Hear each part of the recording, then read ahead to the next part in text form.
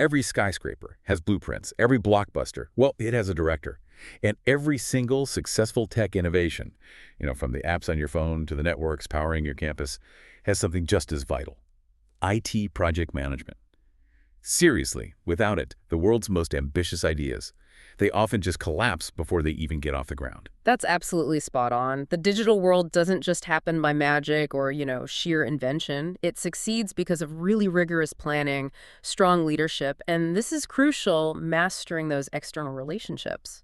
When IT projects need skills or components or services they just don't have in-house, well, the whole thing can hinge on procurement management. And that strategic piece, managing those outside partnerships, that's exactly where we're diving deep today. Welcome to the deep dive.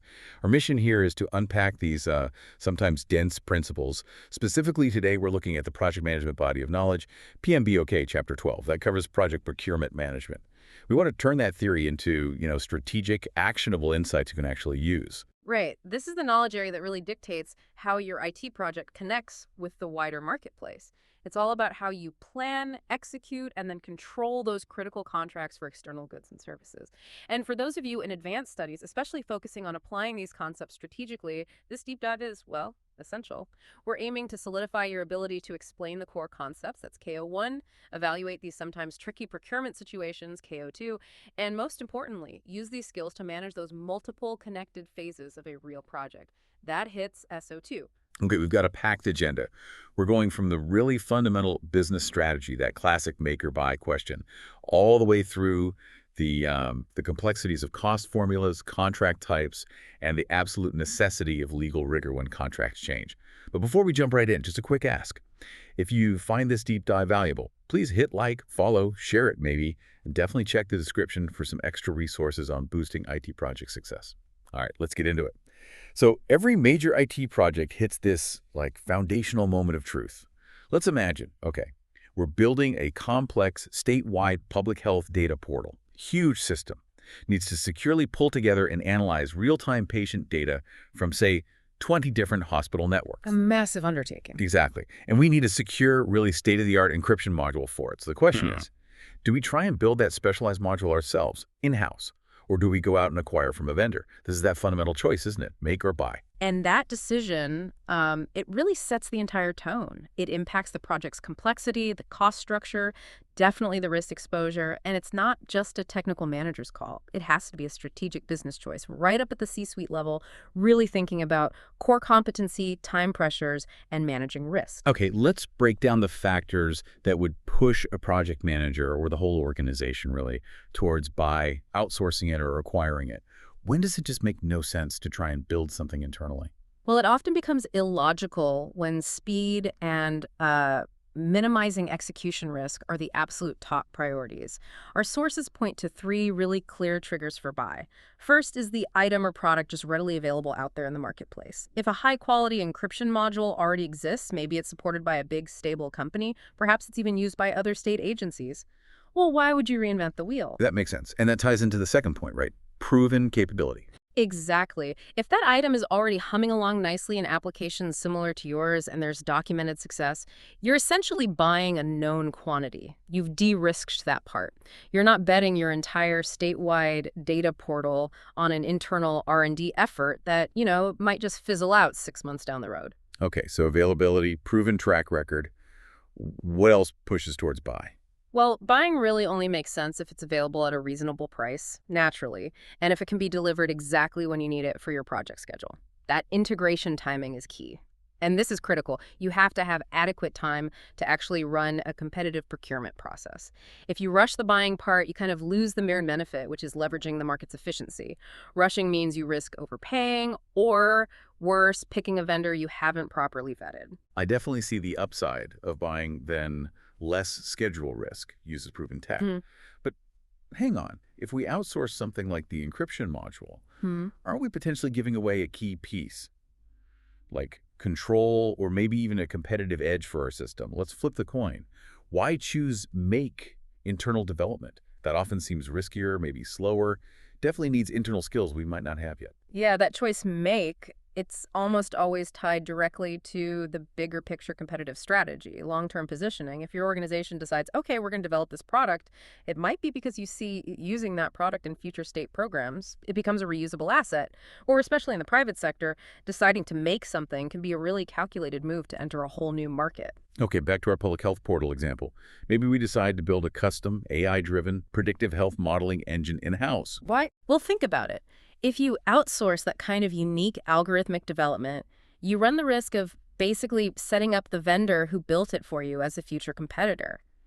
They could potentially sell that same specialized tech to other states or other clients. I see. So make protects the intellectual property, the secret sauce, and maybe future market share. Precisely the trade-off. You're guarding your IP and your future market position. The moment that component becomes truly integral to your long-term success and what makes you different, the risk of giving that away starts to outweigh the short-term pain or cost of building it internally. Also, sometimes the requirements are just so new, so cutting edge, maybe even a bit vague or likely to change rapidly. Well, keeping the work in-house gives you much tighter control over those quick iterations. And you mentioned contract types earlier.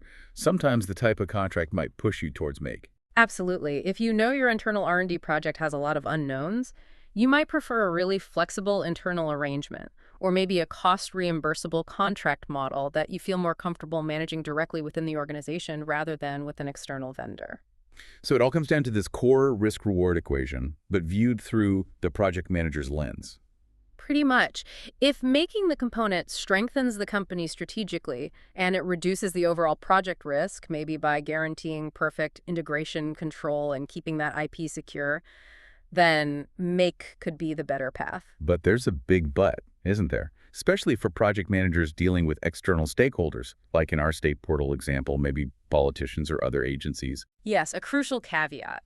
If your customer or your key stakeholders could be the state legislature, the Department of Health itself, if they have any hesitation, even the slightest doubt about your organization's ability to pull off that specific critical piece in-house, and you can't present an absolutely ironclad business case for doing it internally, then you really have to strongly consider outsourcing.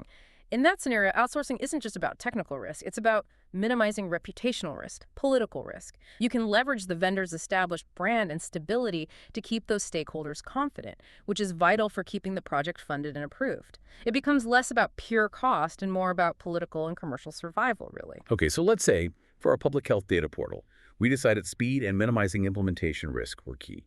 We're going to buy that advanced encryption and security framework. Now we hit the next big hurdle. Choosing the right contract type. This is where the strategy gets serious, right? Formally deciding who holds the financial risk. Us, the buyer, the owner, the vendor, the seller. Absolutely. Understanding how that risk gets allocated is just central to managing procurement. Think of contract types like a spectrum, maybe a spectrum of predictability. At one end, the buyer wants maximum cost certainty. They want to push almost all the financial risk onto the seller. At the other end, the buyer accepts potentially high cost uncertainty, but they get more flexibility, more control over scope changes. Right. Let's start at the certainty end, the one most favorable to the buyer, kind of the gold standard when you know exactly what you need. The firm fixed price contract, FFP. FFP. The name says it all, really. The final price paid by the buyer is known right up front, assuming, and this is a big assumption, the scope stays absolutely locked down. Buyers tend to love this because it makes budgeting way simpler, and it effectively transfers the risk of scope creep or underestimation entirely to the vendor. It's ideal for buying things like commercial off-the-shelf software licenses or maybe standard implementation services where the requirements are super detailed and unlikely to change. But here's the catch. The strategic insight our sources point out. The vendor isn't just absorbing all that risk for nothing, are they? Exactly right. When a vendor puts in an FFP bid, especially for something complex, they are absolutely building in a factor for their perceived risk. Let's look at the rough formula they might use.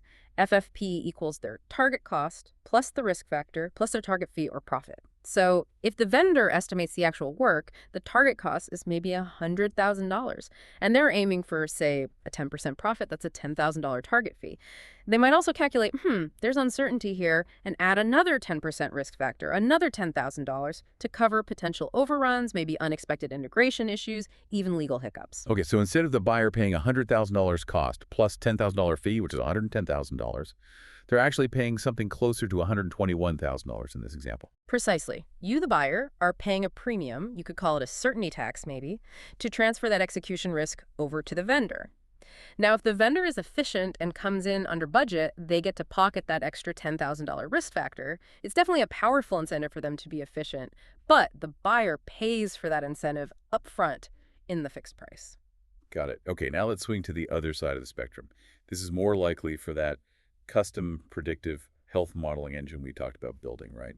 The high uncertainty environment. We're talking cost reimbursable contracts now. Yes, these are designed to manage uncertainty, but the trade-off is the buyer accepts more of the financial risk. Let's start with the one version that honestly project managers should generally steer clear of unless there's absolutely no other choice. Cost plus percentage of cost, or CPPC. CPPC. Why is this one so problematic? Our sources and the PMBOK guide seem to really flag this one. They do, and for good reason. It's an older contract type, and it's almost universally seen as, well, deeply flawed. The final price is simply the vendor's actual cost plus a percentage fee based on that cost. It's explicitly not recommended because it creates what economists call a perverse incentive, a negative incentive, really. Explain that flaw. Why is it so dangerous from a buyer's perspective? Because the vendor's profit is directly tied to how much they spend. Think about it. If the project's actual cost balloons, maybe from an estimated $100,000 up to $120,000, perhaps due to inefficiency, delays, poor vendor management, and the fee is 10%, well, the final price becomes $132,000. The vendor just made an extra $2,000 profit because they were inefficient or let costs overrun. It literally incentivizes the seller to increase costs, potentially deliberately. There's zero incentive for them to control costs, and the buyer carries maximum risk. Ouch. Okay, that makes perfect sense why it's not recommended. That structural flaw naturally leads us to a better alternative, right? Yeah. Cost plus fixed fee or CPFF.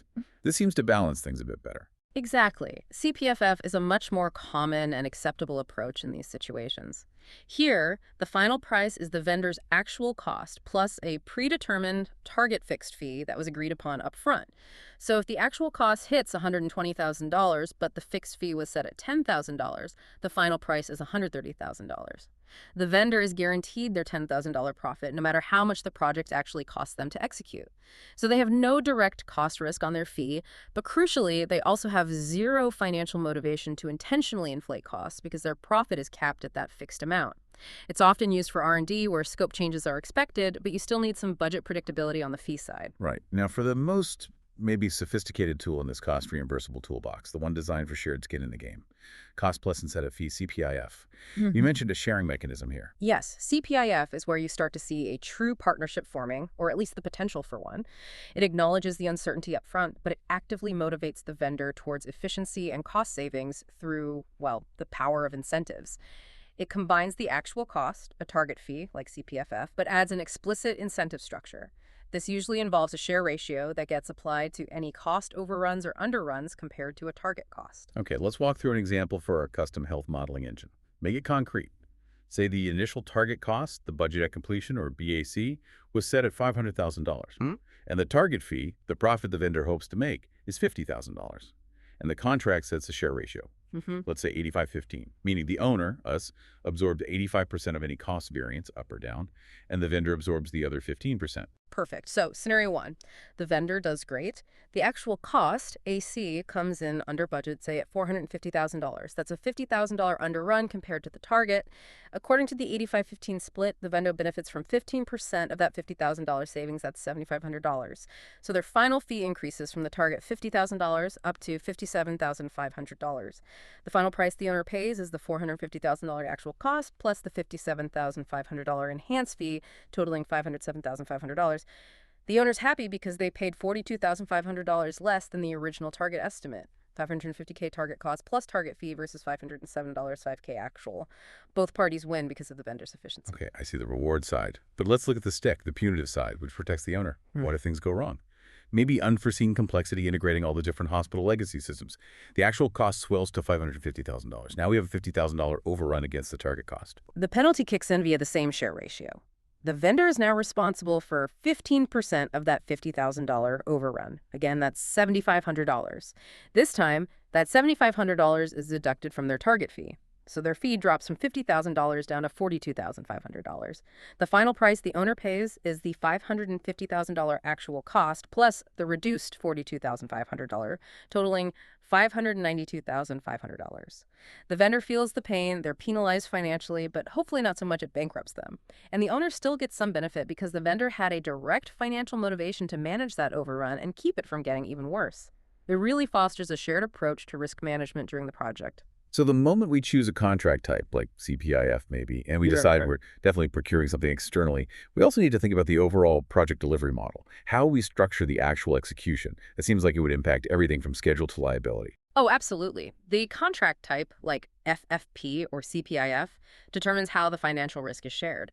But the delivery model determines who is actually responsible for managing all the interfaces between the design team, the procurement activities, the execution or construction phase. Okay, let's start with a classic, maybe the oldest approach, traditional design bid build. I usually think of this for buildings or bridges, but you're saying it conceptually applies to big IT projects too, like maybe implementing a very specific detailed network layout across a new campus facility. Exactly. In design bid build, the process is strictly sequential, very linear. First, the design, the detailed specifications have to be absolutely 100% finalized and signed off, locked down. Second, you solicit bids based only on those complete, unchanging specs. Third, only then does the construction or the implementation begin. The main advantage here is the risk profile. It's generally considered lower risk for the owner, the buyer, because the final price is typically known up front, usually through an FFP contract, before that really expensive implementation phase kicks off. But the big drawback seems obvious then. It's inherently slow, isn't it? You can't start buying things or building things until the entire design is totally finished. That's the main trade-off. It's slower. And any changes that come up mid-project, which often happens in IT, well, they trigger potentially lengthy and complex change order processes and renegotiations, all based on those initial super detailed specifications. Right. So that naturally leads to exploring alternatives, these integrated models. Hmm. Our sources mention DBFM or DBOFM, design, build, finance, maintain, or design, build, operate, finance, maintain. These sound much more common now, especially for large infrastructure, including IT infrastructure and public projects. They are gaining a lot of traction. The big appeal is speed. These models can dramatically accelerate delivery compared to design bid build. How? Because instead of waiting for the design phase to be completely finished, the contractor often handles both the design and the build concurrently, or at least in a much more overlapping way. Okay, faster is good. But you mentioned a key strategic difference before, something about long-term incentive alignment. Yes, this is huge. In a model like DBFM or DBOFM, the contractor's payment, the remuneration, isn't just tied to getting the thing built, finishing the portal or the network installation. It's often tied to maintaining it and sometimes even operating it efficiently over a long period, maybe 15 or 20 years. This creates a really powerful built-in motivation for the contractor not to cut corners during the build phase. If they use cheap components or maybe a sloppy design just to save money up front, guess who pays for the expensive maintenance and repairs down the road? They do. They're incentivized to think about and minimize the total cost of ownership over the entire life cycle. Ah, that's clever. So the owner's focus must shift then. We care less about how they do it, the means and methods, how they run the cables or write specific code modules, and we focus almost entirely on the outcome, the performance specification. Precisely. The contract needs to define exactly what the final system must achieve. What's the required uptime? What's the maximum latency? For how long does it need to perform at that level? The price typically remains fixed, except for agreed-upon change orders, and the responsibilities for performance over time must be crystal clear. The contract fundamentally shifts from prescribing the inputs to demanding specific performance outputs. Okay, that makes sense for the delivery model. Now let's tackle this organizational structure piece. Since we can't show diagrams here, we need to really describe the flow of authority and liability. Let's look at the first one mentioned, the project management model. Right. In the project management model, the owner, let's say it's the Department of Health in our portal example, keeps a lot of direct hands-on control. The owner holds separate, direct contracts with the design consultant firm, with all the key specialty IT vendors like our encryption framework provider, and with an independent project manager, or PM, firm. Okay, so the PM firm we hire is essentially working directly for us, the owner. They're acting as our agent. Correct. The PM firm's job is to manage the interfaces, coordinate between the designers and the various builders or implementers. But and this is key, the owner still holds the ultimate contractual liability because they hold all the direct contracts. So, if that encryption vendor delivers late, it's the owner, the Department of Health, not the PM firm, who is ultimately liable to the state or stakeholders for that delay's impact. The benefit is maximum control and oversight for the owner, but the downside is a significantly higher administrative burden, and the owner retains most of the integration risk. Okay, now contrast that with the other model described, Mm. the EPC contractor model, engineering, procurement, construction. This structure aims to simplify the owner's life considerably. In this model, the owner typically signs just one massive contract, and it's with a single EPC contractor. That one contractor is then responsible for pretty much everything engineering the solution, designing the portal, procuring all the necessary components like the encryption, hardware, and managing the entire construction, integration, and testing process. So under EPC, the EPC contractor takes on the risk of the vendors delivering and the scheduling risk of making all those different pieces work together. Yes, that's the fundamental value proposition of the APC model. It shifts a huge amount of complexity and the inherent integration risk of things falling through the cracks between different subcontractors or vendors away from the owner and puts it squarely onto the shoulders of that single EPC contractor. And typically, these EPC firms have the scale, experience, and resources needed to manage that high level of complexity effectively. For an owner who maybe lacks a deep bench of technical project management staff, the EPC model often looks like the path of lowest administrative risk. Okay, whether we go with the PM model or the big EPC model, eventually we have to issue that request for proposals, say for our encryption framework. And then we need to actually pick a winner, select the successful bidder. This whole process has to be super rigorous, right? Especially in public procurement, it needs to be absolutely objective. Objectivity isn't just good practice. It's usually a legal requirement, especially in government work. You absolutely must use the evaluation criteria that you established way back during the initial planned procurements phase. You can't just make it up as you go. Our sources strongly suggest using a clear, often mandatory, two-step approach for evaluation. Step 1, the mandatory requirements. These are like the basic hurdles, the pass-fail gates. Exactly. Does the bidder meet the state's minimum security certifications? Are they properly licensed to do business? Do they have the required insurance? If a bidder fails even one of these mandatory, non-negotiable requirements, their proposal is typically disqualified right then and there. Doesn't matter how innovative or cheap their technical solution might be. Okay, pass the mandatory checks. Then step 2, the rated requirements. This is where the scoring comes in, using numerical weights to keep it objective. Precisely. You can't just, pick the one you like best or even just the cheapest one automatically. You are obligated, usually by law or regulation, to select the proposal that offers the best overall value based on those predetermined weighted criteria. And this requires getting pretty granular with the scoring, doesn't it? For our public health portal vendor, we wouldn't just say technical solution 50 points. We'd break it down. You'd have to. For instance, you might allocate points heavily towards things that indicate long-term success and lower risk. Maybe understanding of the complex regulatory scope is worth 10 points. Proposed architectural approach and scalability, maybe 8 points. But perhaps relevant training and documented prior experience of the specific personnel proposed for this project carries a really heavy weight, say 15 points. So the weighting itself tells a story about what the owner truly values. If experience gets the most points, the owner is clearly signaling they prioritize a proven track record over just getting the lowest possible price. Right. And crucially, there's usually a minimum acceptable score threshold. Bidders might need to score, say, 75% or more of the total available rated points just to even be considered for the final award negotiation. This helps prevent a situation where a vendor who barely meets the requirements but submitted a rock-bottom bid somehow wins. Okay, evaluation makes sense. Now let's get into the legal structure around competitive bidding itself. This part seems often misunderstood. When is a contract actually formed in public procurement? Is it when the formal document gets signed weeks later? That's a really vital point for project managers, especially on the government side, to grasp. Legally, in many jurisdictions, a binding contract is formed the moment the party inviting the bids, the owner, the state agency, formally accepts a submitted bid and notifies the winning bidder of that acceptance.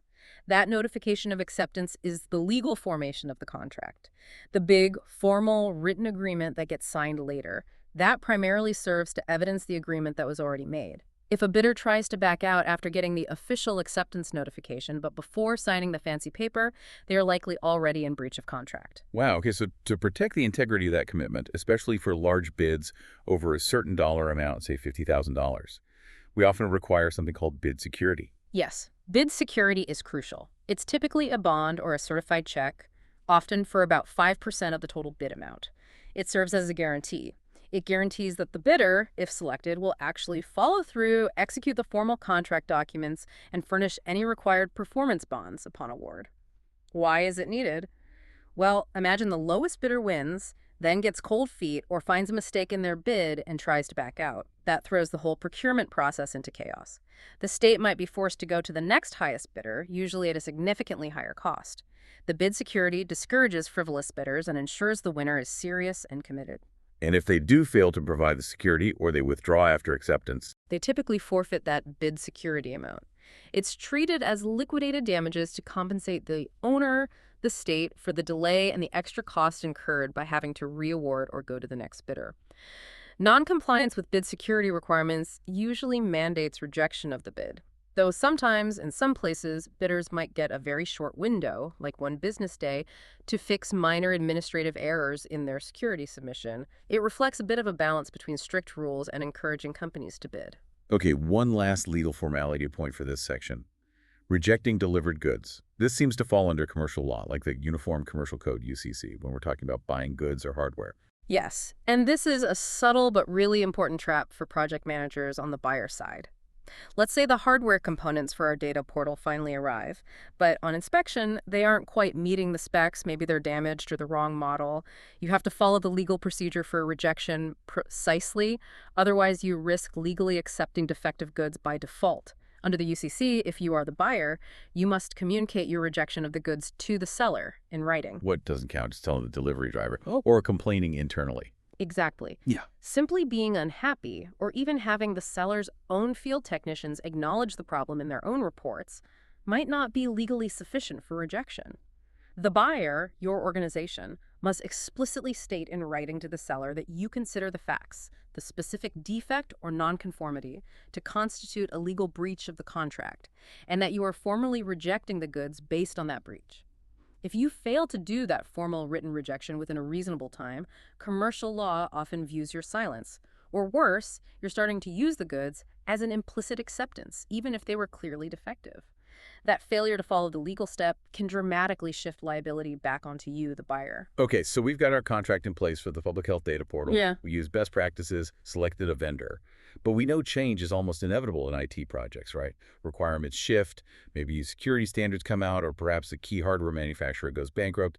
Managing these modifications seems like maybe the riskiest legal area in procurement, especially for public projects, because those competitive bidding laws are so strict about fairness. They absolutely have to be strict because any modification after the contract is awarded cannot be allowed to fundamentally violate the original intent of the competitive bidding process. Think about it. If you awarded a contract based on the vendor meeting requirements A, B, and C at a certain price, you generally can't just later change the deal to require X, Y, and Z instead. Why? Because X, Y, and Z might have attracted a completely different set of bidders, maybe ones who could do it cheaper or better than the original winner if those had been the requirements from the start. This whole area is governed by something often called the cardinal change rule.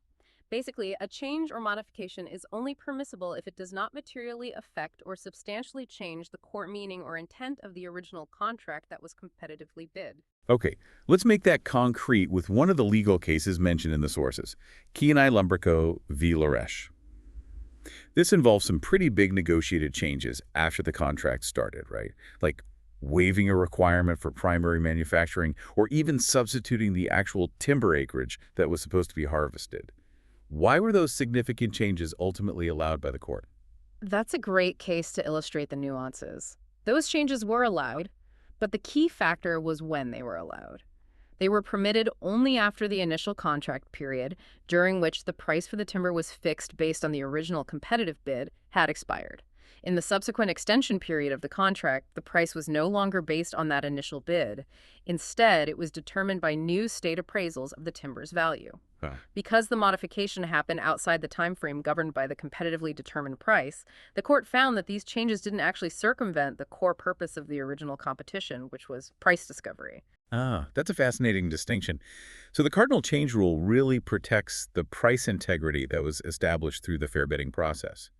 If those same changes had been made while the original competitively bid fixed price was still in effect, the whole contract modification likely would have been thrown out. Almost certainly, because the state would have essentially been changing the fundamental rules and scope on the successful bidder after the competition was over, potentially creating a deal that was never truly open to fair competition in the first place. Okay, now contrast that with the other case mentioned, the DHS computer case. This seems much closer to our IT project world.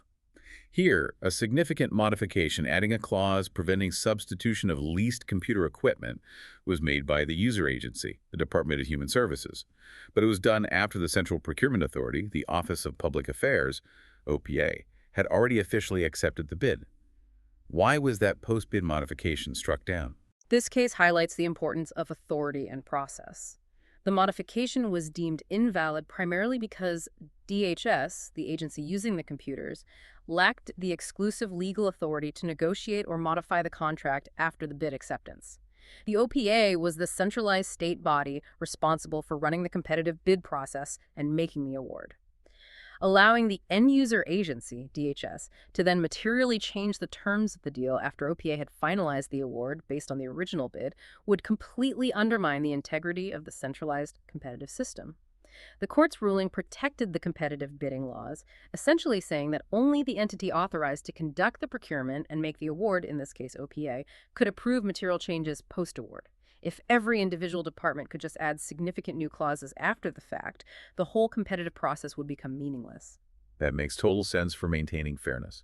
So, when a change is necessary and seems permissible, maybe it's a relatively small, non-material shift in, say, component specs for our portal, clearly within the original scope, how is it formally handled within the contract's framework? It absolutely must be documented and executed through a formal mechanism, usually called a change order or sometimes a construction change directive, CCD, in building projects. A change order is typically a formal amendment to the contract. It requires agreement and sign-off from the key parties involved, definitely the owner, our Department of Health, and the primary contractor, the vendor we hired. Often, an independent certifier like the project architect or maybe a state engineer, if infrastructure is involved, also needs to approve it. It's important to note, though, that the change order generally does not require the consent of any subcontractors the main contractor might be using. The agreement is between the primary parties to the original contract. And the money side of that change, the price adjustment. We can't just accept whatever the vendor says the change costs, can we? Absolutely not. That would open the door right back up to abuse. Any price adjustments associated with a change order must be carefully computed and rigorously documented. The goal is to approximate the actual additional cost incurred by the contractor due to the change. This calculation should be justifiable based on prevailing industry standards for labor, materials, etc., and it usually includes a reasonable documented allowance for the contractor's overhead and profit on that extra work. Very often, the parties will negotiate and agree upon a fixed price adjustment for that specific change, turning that piece of uncertainty back into certainty. Without this rigor, you risk changes becoming a loophole to undermine the original competitively bid price. Okay. Tying this whole section together from the initial negotiation through managing the contract, dealing with modifications, there's this overarching legal principle mentioned. The obligation of good faith. What does that mean in practice? Good faith is really the ethical and legal bedrock that underpins almost all commercial dealings. Every contract, implicitly or explicitly, imposes an obligation of good faith on all parties involved in its negotiation, its performance, and its enforcement. Legally, good faith generally means two things simultaneously. First, it means honesty in fact, basically, not lying or intentionally misleading the other party. Second, particularly in commercial contexts, it means observing reasonable commercial standards of fair dealing. This second part is crucial. It means that even if the contract technically gives you a legal right to do something, you can't exercise that right arbitrarily, maliciously, or unfairly in a way that violates generally accepted business ethics or standards.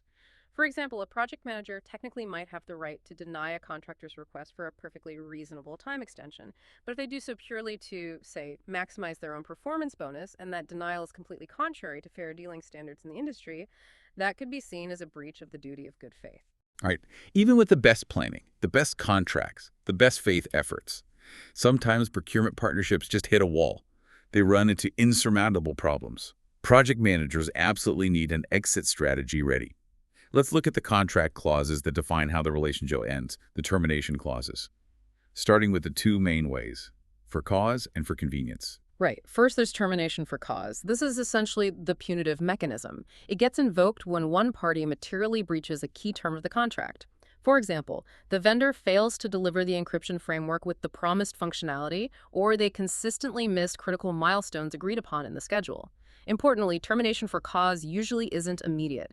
The breaching party must first be given formal written notice of the breach, and then a specific period, often something like 10 to 30 days, to cure the breach to fix the problem.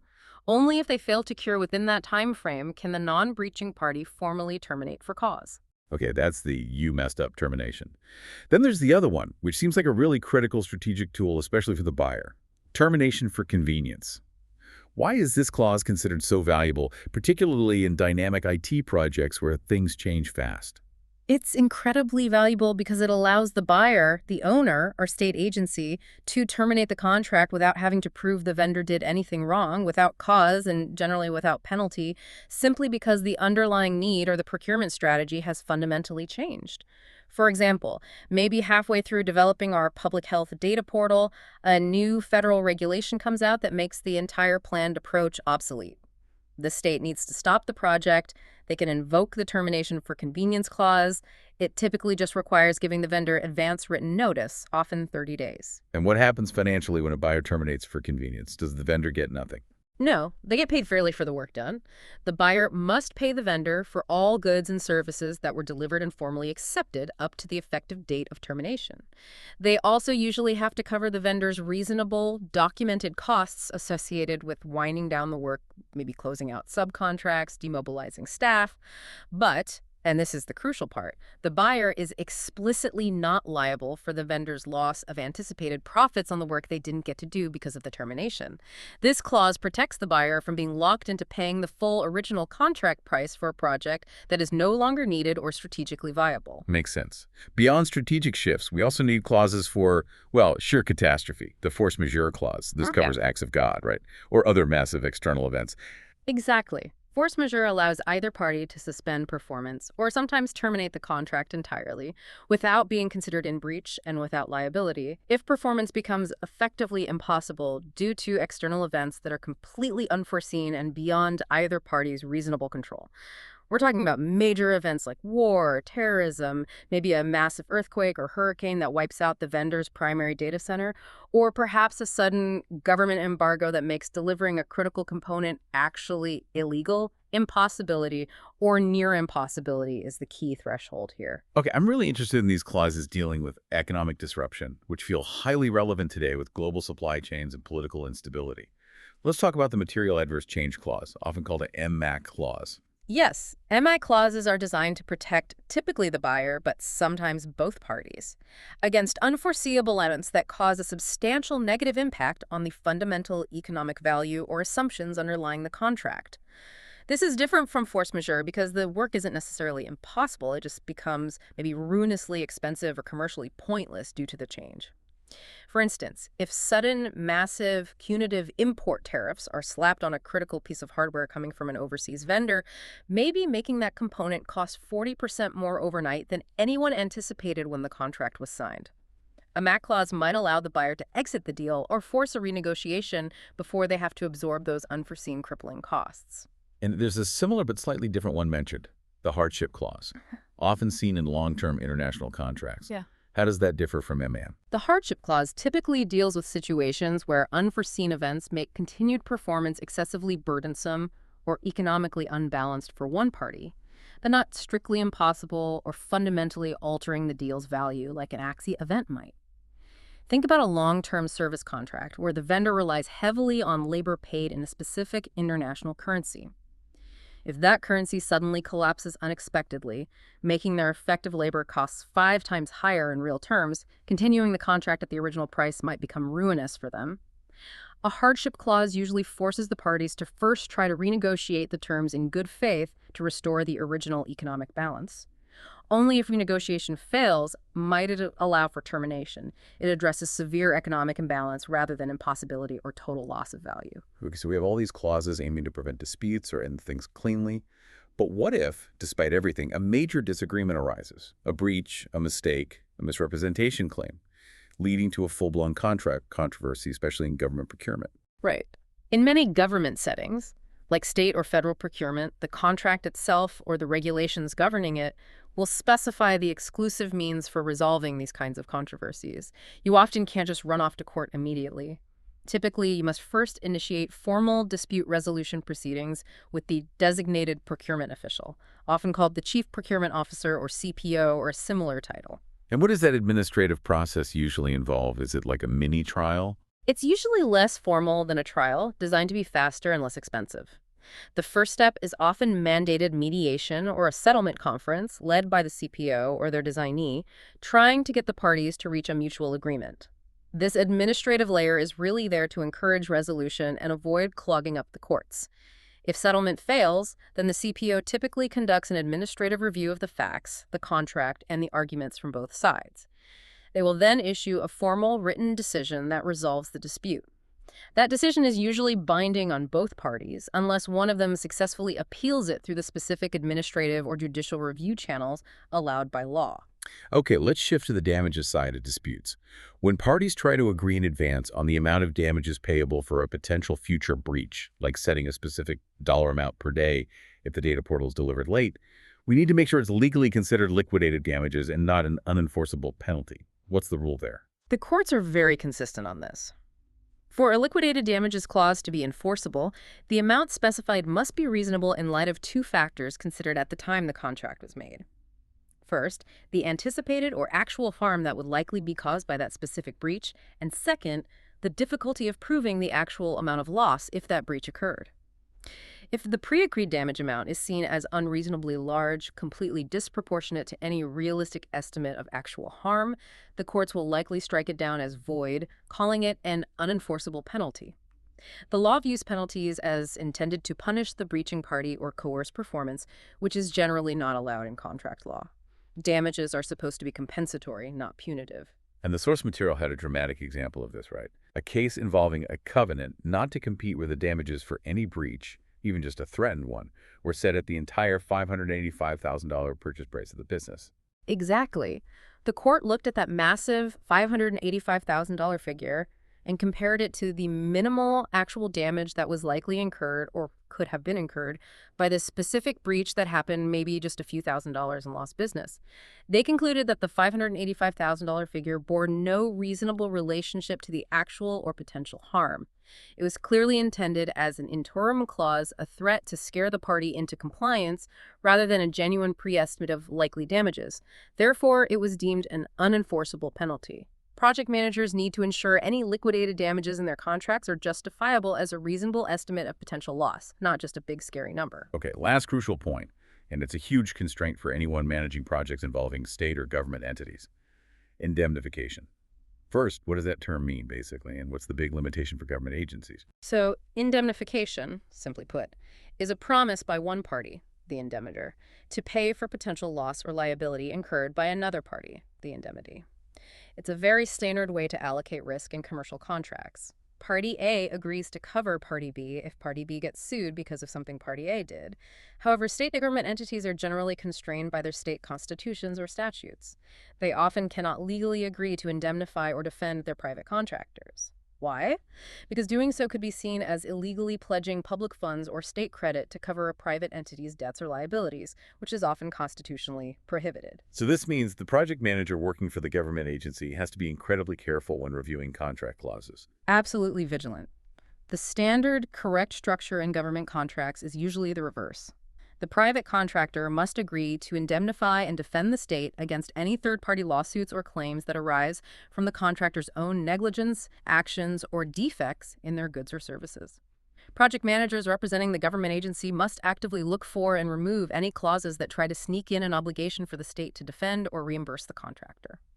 If a government employee signs a contract containing such an impermissible indemnification clause, that part of the contract is likely ultra vires, meaning beyond the powers or beyond their legal authority and therefore void and unenforceable. This leaves the government potentially exposed and could even put the employee who signed it in legal jeopardy. Hashtag tag check outro. Oh, wow. We have really covered a massive amount of ground today. A true deep dive. We moved all the way from that initial really strategic make or buy decision, worked through the sometimes tricky math of contract risk allocation with things like CPIF. Then navigated the very strict legal boundaries around proposal evaluation, the dangers of contract modifications, especially in the public sector with the cardinal change rule. Right. And finally, we covered those essential exit strategies, the different termination clauses, understanding MA and hardship, and how disputes are handled administratively in government contracts. And this entire set of knowledge, really understanding how to allocate risk, that's KO2, navigating that complex legal landscape, KO3, and managing the inherent political and stakeholder risks that come with external partnerships, that's what truly elevates someone from just being a technical implementer to being a strategic project leader. This expertise is absolutely fundamental for managing those multiple interconnected phases of any complex IT undertaking, hitting that key skill outcome, SO2. It really drives home the point. Successful IT project leaders aren't just tech wizards. They have to be masters of risk allocation negotiation and understanding the legal framework. They get that a project is often only as strong as the external partnerships it relies on, especially in high-stakes situations like that public health data portal we kept coming back to. Exactly. So as you wrap up listening to this deep dive, here's something to maybe mull over.